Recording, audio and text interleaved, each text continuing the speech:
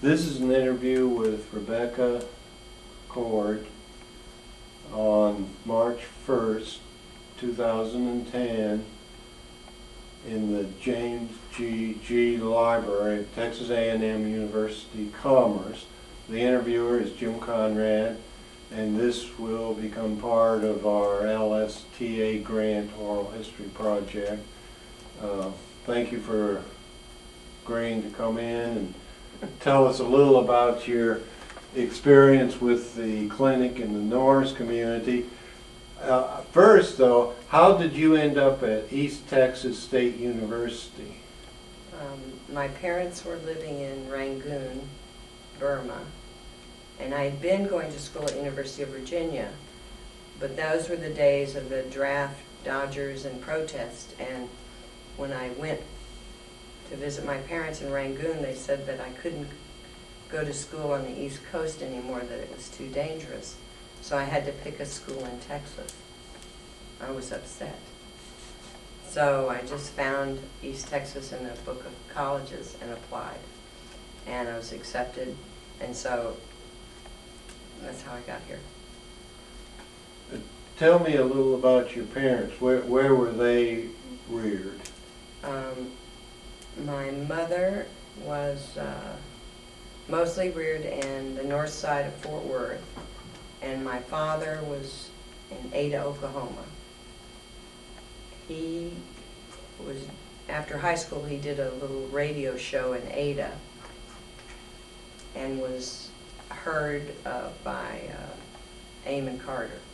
And Eamon Carter had a radio station in Fort Worth, Texas, WBAP, in the top floor of the Blackstone Hotel, which is now a Marriott. But anyway, so he hired my father to do the radio, the news, and some programs on WBAP radio. And so when he got to Fort Worth, he paid for his family, his mother and father and everybody to come, and started going to TCU. My mother, who was living, her father had died when she was 13, so she was sort of an orphan, living with her sister and a friend. And so when she graduated from high school in the north side of Fort Worth, she went to TCU, so they met in TCU. So they had roots in Fort Worth. And were you born in Fort Worth? I was born in Fort Worth, on Pennsylvania Street Clinic, which is now, of course, nothing. A parking lot, I think. What kind of major did you have at East Texas? I majored in, I believe the first time I went, I majored in sociology and psychology. And I came back, and when I started working with the Norse community, I'd gone to Fort Worth and did some social work at a home for pre-delinquent girls. And I said, you know, I need more education. So I came back to get a master's in counseling, and I needed to work. And I was doing various odd jobs and doing social work at a Hunt County Community Center in Greenville, and was active in that. And at some point, and I also worked at a family planning clinic in Greenville, sort of helping people get to the clinic and maneuver through paperwork. So at some point, some ladies from Commerce, Mrs. Harvey is the one that I remember specifically, asked me if I'd be interested in working one night a week, or a little bit more than one night a week, and having a clinic in the Norse community.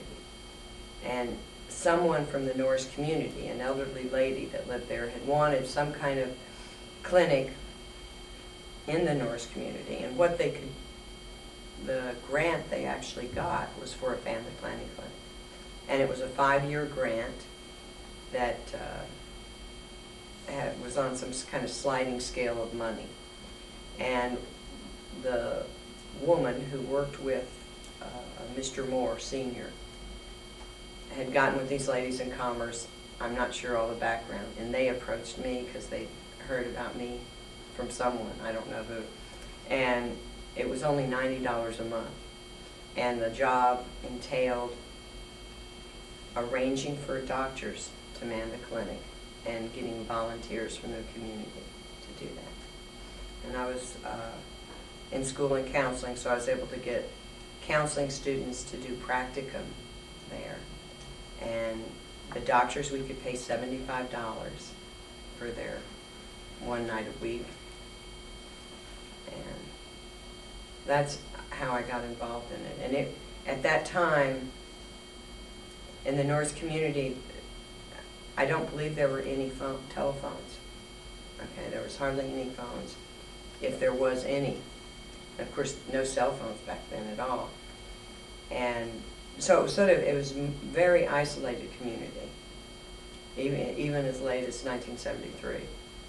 Because I remember some of my friends at the university were from different countries that I'd lived in Africa, and they were saying that, you know, it was just a world apart, you know, here. You know, the Norse community was a black community at that time. I don't know if it still is or not. It is. And then, but it wasn't like any place, you know, we'd ever lived. You know, the black people from Nigeria, etc. So it was an interesting cultural thing for me, you know, because I didn't, you know, most of the people I knew in Africa were, you know, more educated than my family and rich. And so I know, even though color doesn't make any, and I wasn't looking at his color, so, you know, and there were different standards for wealth in those countries than there are here. So I mean, I had a different viewpoint, maybe not a completely accurate viewpoint. Were you surprised what you saw in the Norse community after your experience in Africa? Well, I was just surprised at the language, and also that I was surprised at the prejudice, I guess. That's what it was. I guess that people were living in a neighborhood because they had to, sort of, or they hadn't, or maybe it was left over because there were more black students coming to East Texas at that time. It was East Texas State University. So that was an interesting, and then through social work, and of course, living in some of these countries, it wasn't unusual to see,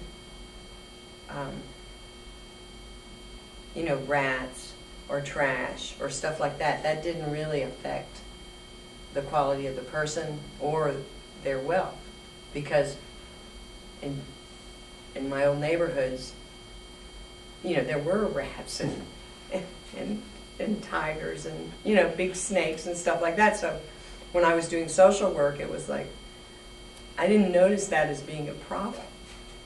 I mean, and then later I thought, after I'd lived back in America for a while, I thought, oh, that was probably unusual. Yeah. Yeah.